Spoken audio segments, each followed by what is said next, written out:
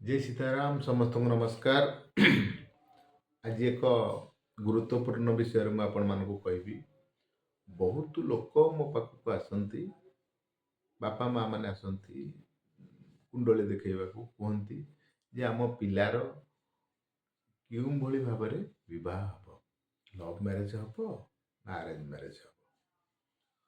मुझे कुंडली हिसाब से कहे। तेणु मु भाविली विचार कली जे आज आपण मानकू ए बाबद कहि।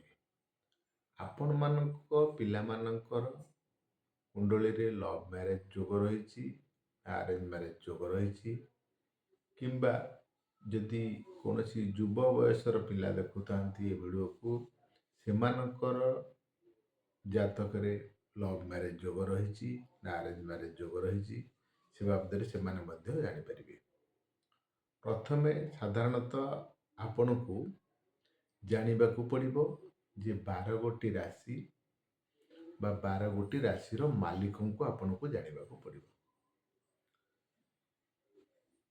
जदि आपण मैंने जानवा चाहते आपण आपण कुंडली बा जो जन्म पत्रिकाटा अच्छी जन्म जातक रही खोलतु देखु।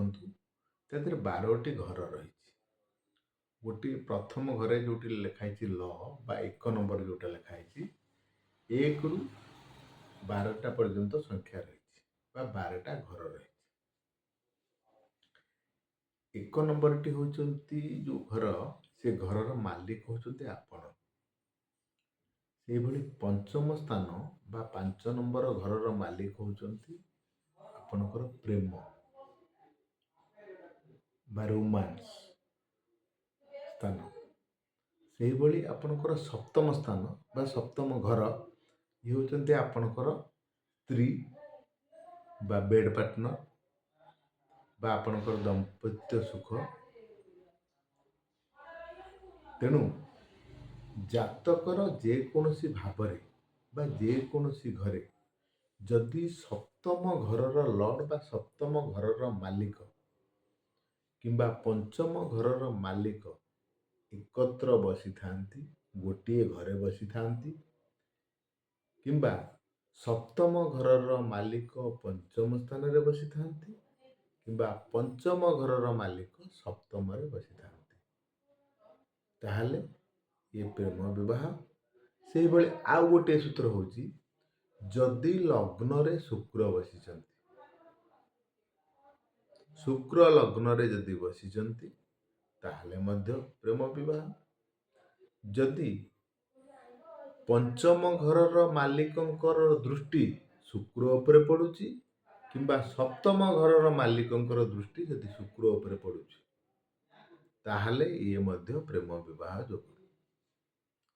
तेणु प्रेम विवाह फल, किंतु जो मानकर कुंडली रे काल सर्प जोग रही बा सप्तम घर मालिक जदि पाप कर्तरी जोगरे पीड़ित अच्छी बा सप्तम घर मालिक बा सप्तम घर जदि पाप कर्तरी जोगरे पीड़ित अच्छी किंबा जातक मंगल दोष रही किंबा सप्तम घरे अष्टम घरे जदि कौन किसी पाप ग्रह अच्छा कौन सी पाप ग्रह बसी था, ताहले ये प्रेम विवाह करेब, किंतु विवाह परे आपण को समस्या आने ठिया करदेव। आपण थाना फांडी कोर्ट कचेरी आपण दौड़ी दौड़ी आपण जीवन जीव।